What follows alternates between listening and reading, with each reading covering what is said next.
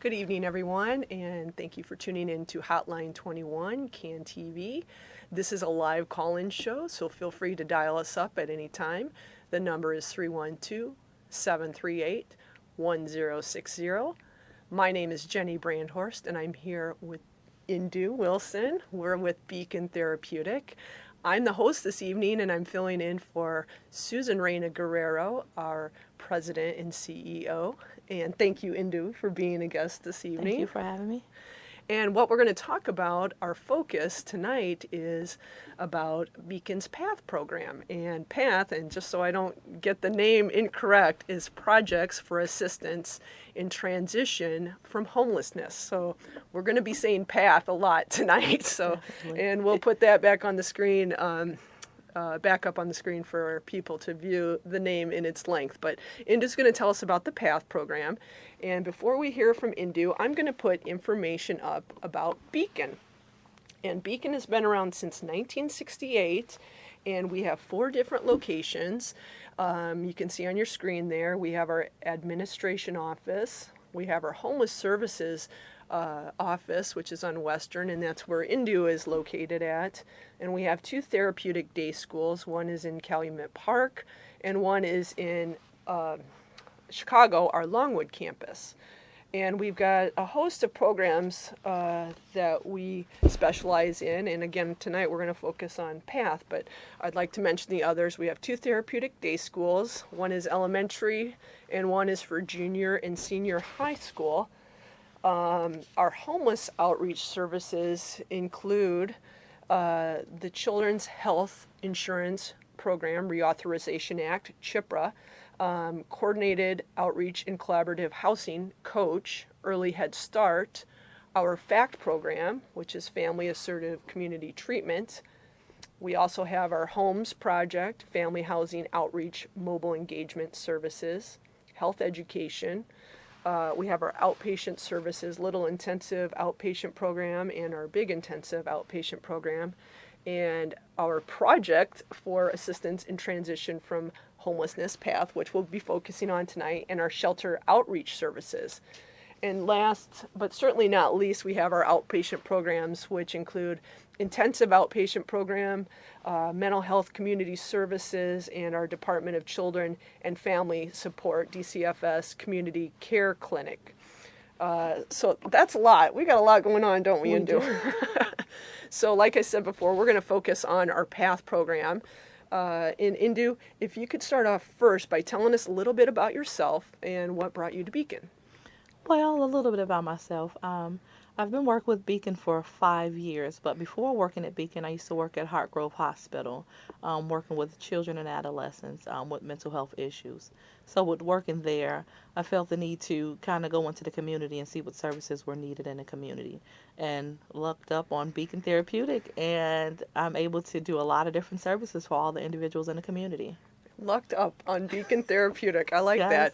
that. For 5 years, she's been at Beacon, and you started off as a case manager, you said. Yes. So if you could talk a little bit more about how you worked from case manager to therapist. Well, I started off in the DFSS program, doing case management, working with 4 to 5 different shelters, doing case management issues, which range from like looking for homes and jobs and things of that nature, until recently this year I just transitioned into the PATH program after receiving my master's degree. So Congratulations. I'm able to help the clients on a different scope at this point.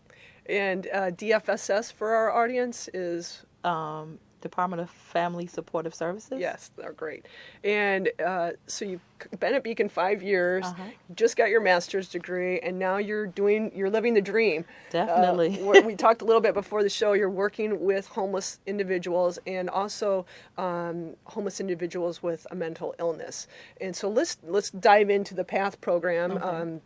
And if you could give a description about PATH, that would be great for starters. Okay, for the PATH program, we're able to work with individuals who live out on the street, who may be in between homes, who may be at imminent risk for being homeless, and we also work with individuals who live in the shelters, and we provide intense mental health services. And what I mean by intense is we may meet with an individual 2 to 3 times a week, depending on their needs. Wow.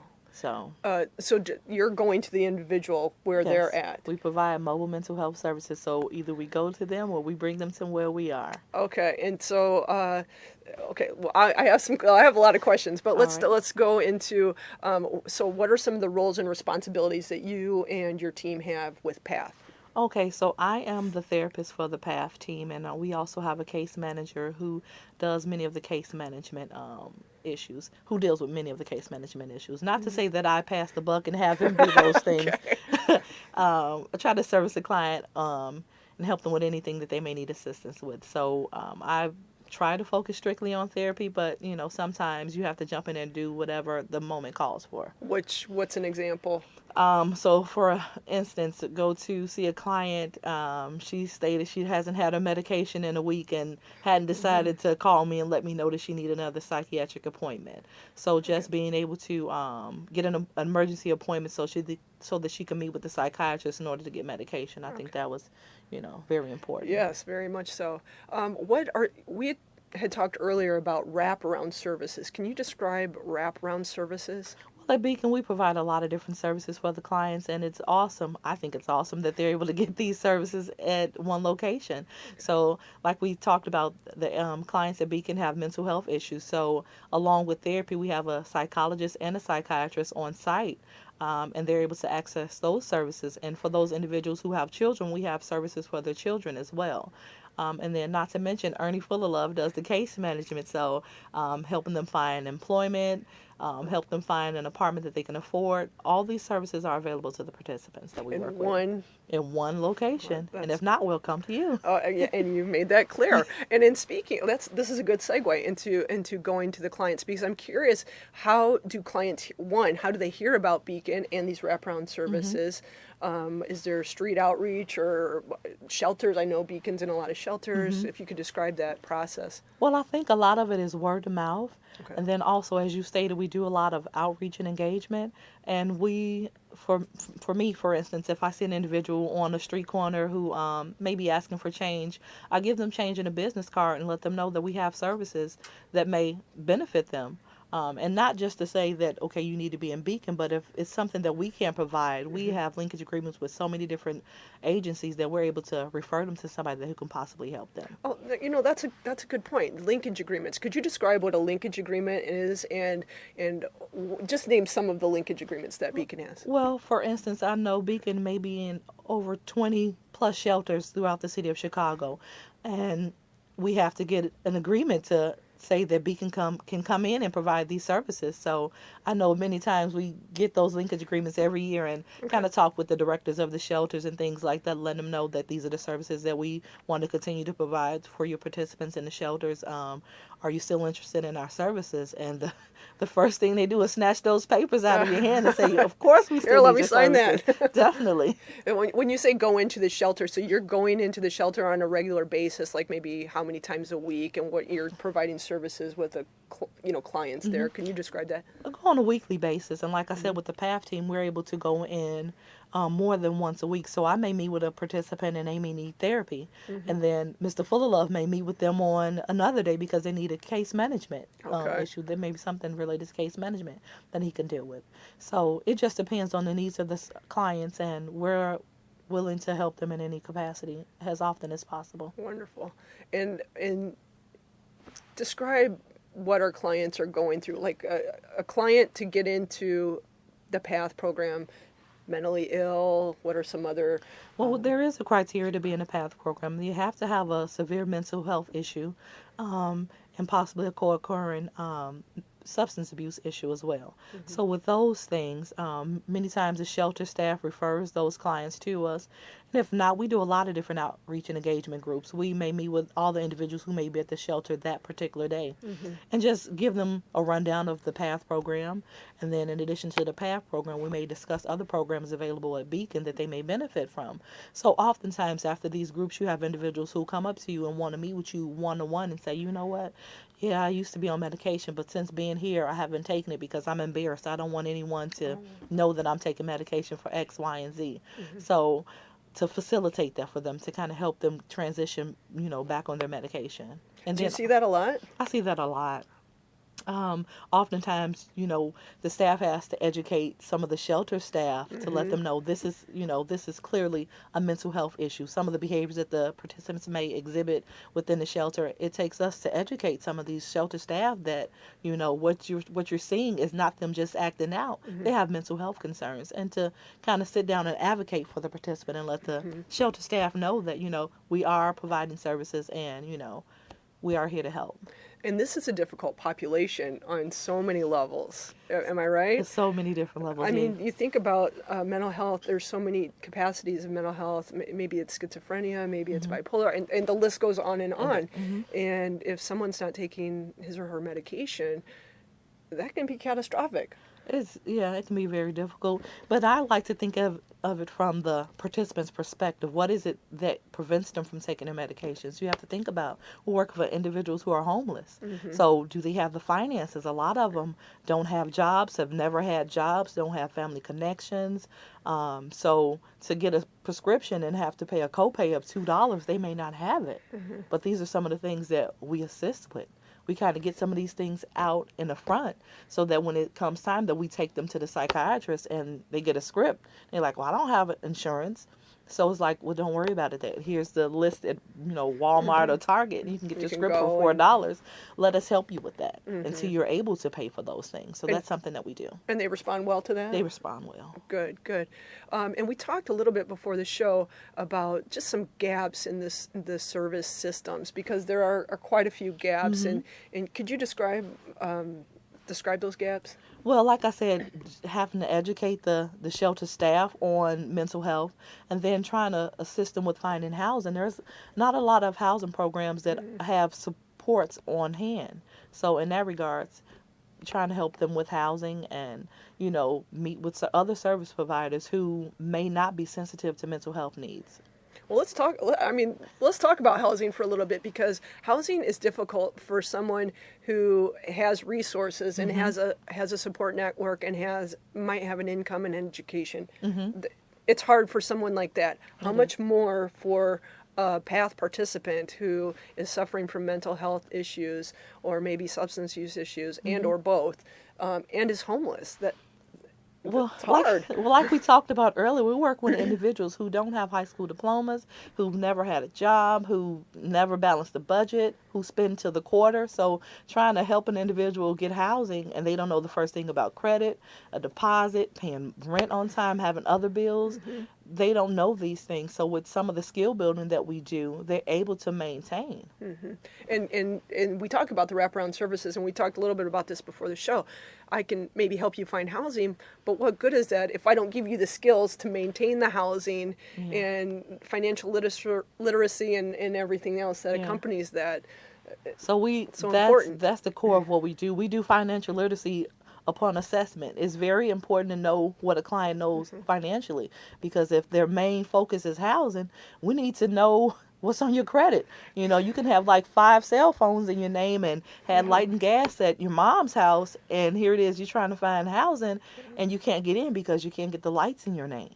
So what are some community agencies that can kind of help you with that, and what can we do moving forward? Very good. And on that note, I want to show some pictures, speaking of housing, because this is such I think a telling picture of you, Indu, and helping a family move. Now, granted, this was a few years ago, right?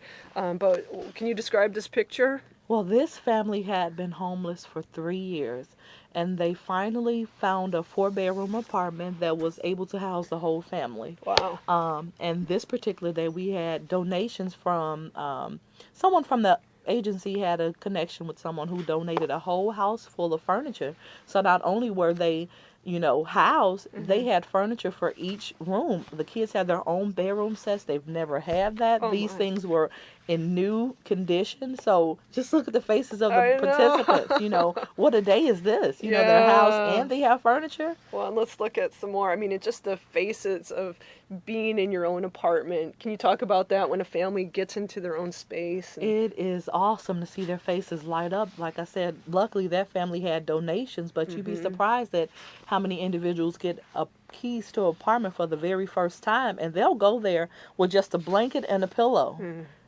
because it's their place. Having, being an adult and being at the shelter, you may have other adults telling you what to do, but to have your own place and you're the boss of what goes on, it's an adventure for these people. That's amazing.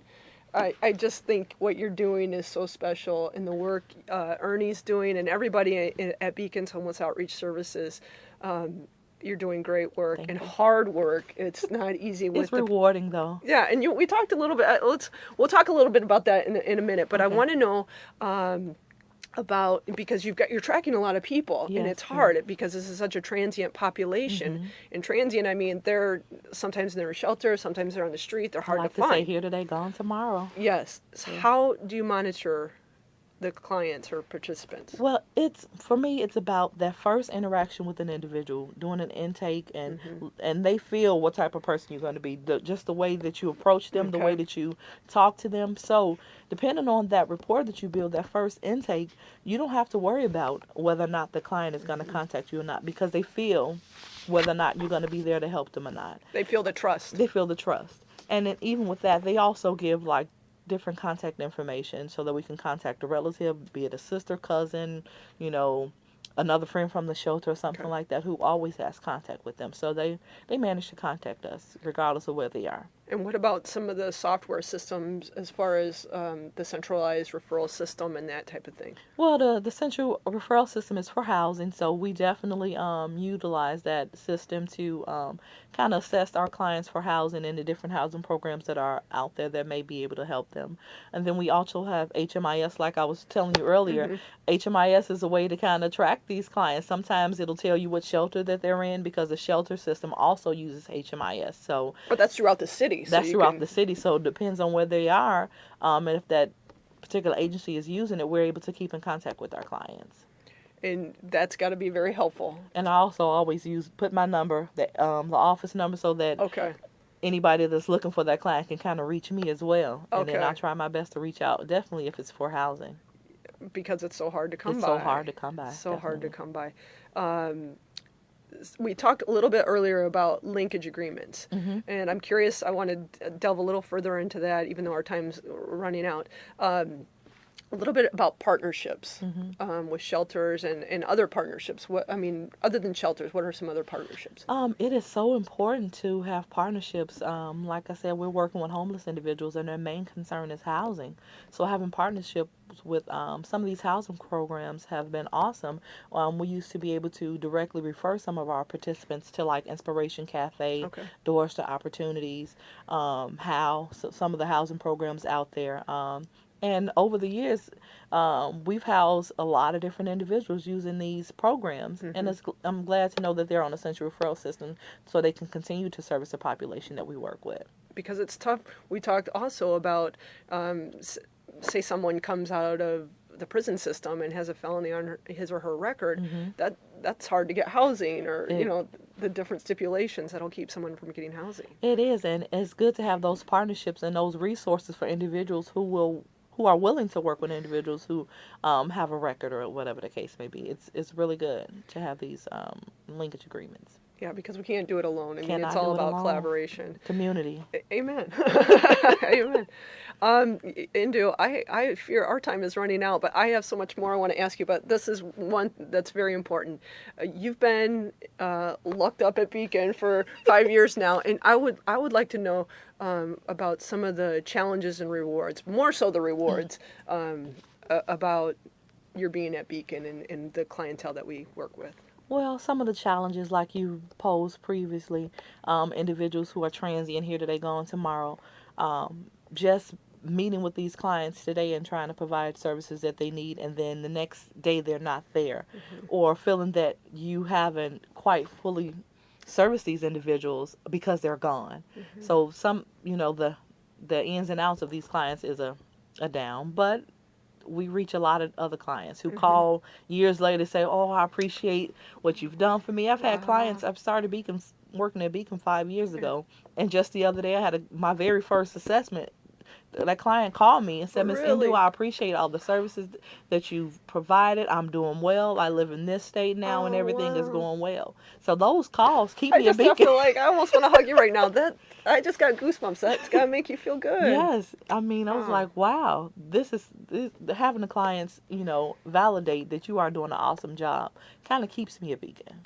Yeah, and doing what you're doing. Yes, it's very I mean, rewarding. because when you were talking earlier about working at Hartgrove and, the combination of services you wanted, can you Yeah. talk about that a little bit more? Well, just working with Right. individuals in the hospital setting, I said it has to be another side to this. I mean, there has to be some people who are functioning, who are able to live a normal life outside of being in a hospital. So with coming to Beacon, I was able to see, okay, so individuals with mental health issues can live independently. And, with the help of some of the agencies to provide supports, it's possible. So... And where, I know you've talked about meeting people where they're at, maybe at a bus stop, or where are some other places that you've gone out to meet homeless people? Downtown, that it's a huge population downtown. As I was telling you earlier, it's an individual that lives under a viaduct. So just reaching out to them, making sure they have water, making sure that they're okay, and giving a number again. You may give a business card today with your information on it today, and they may not contact you today. But a week or a month later, say, hey, you met me on 87th and the Dan Ryan, and you gave me 75 cents, and you said you can help me. Can you still help me today? And still being able to help and willing to provide the services that they need. You get a lot of those calls? 1 or 2. Yeah, but that's good. I mean, that 1 or 2 of someone who wants to be just to helped. reach one person I is a agree. plus. I totally agree. What you could write a book, Indu, on some of these experiences, and I would buy it because you've got a lot of stories, and some not so, some are very sad stories. Yeah, most definitely. But some are some success stories, and you mentioned one. Can you give us some other success stories that just brighten your heart and really touched your soul? Well, I had a young lady who was a junior in college. However, some unforeseen events happened, and she went to jail for 7 years. So, being homeless in the shelter, feeling like there was nothing that she can do since she had a felony background, family turned her back on her. So just, her still having the light of hope in her and saying, I still want to progress and do something positive in my life. So this young lady is enrolled in school. This is her last semester in college. She works full time, and she has her own apartment, and she is doing well. And she just also called me last week and said, I'm doing good. I just want to let you know that everything is still fine. Oh, I'm glad to hear that. You got a smile on your. I mean, that's got to make you feel so good. Yes. And I'm inspired because I think I have not been to jail or anything like that, and I'm thankful for that. But I can't imagine being there, and then trying to come out on the other side and still have hope. I think it's having somebody there who believes in you, who listens and validates your story, and who's willing to say, despite that, there's still hope. You still can move forward. And you're still a human being with feelings and skills. Exactly. And feelings. So good. Well, our time is now running out, and I know we could talk I'm enjoying our conversation. But do you have any final thoughts for our viewers? Well, for the viewers, if you have anybody that that's homeless or with mental health issues who would ordinarily reach out for services, please have them call our homeless outreach number, which was provided earlier. I'll put that up right now. We have a lot of different programs available, and we are willing to help. Thank you, Indu. And just as Indu is saying, our homeless outreach services were located. That location is on Western, and that phone number is 773-233-3821. And as Indu mentioned, if you know of someone who might need our services, maybe not just homelessness, but one of our therapeutic day schools or things of that nature, we are here to help. We're Beacon Therapeutic, and I want to say thank you again, Indu, for being here. It was just a treat to talk to you and learn more about the PATH program. Thank you for our viewing audience for watching this episode tonight, and we hope to see you again next week. But before we depart, I want to put up some information about an upcoming event at Beacon. Our 21st annual holiday supper is December 6th, 2013, and it'll be a night of making spirits bright, and we hope you can join us. For more information, please contact Peggy Rourke at 773-298-6441. And again, thank you for joining us this evening. Thank you, Indu, Thank you. and hope to see you again next week. Until then, have a great week.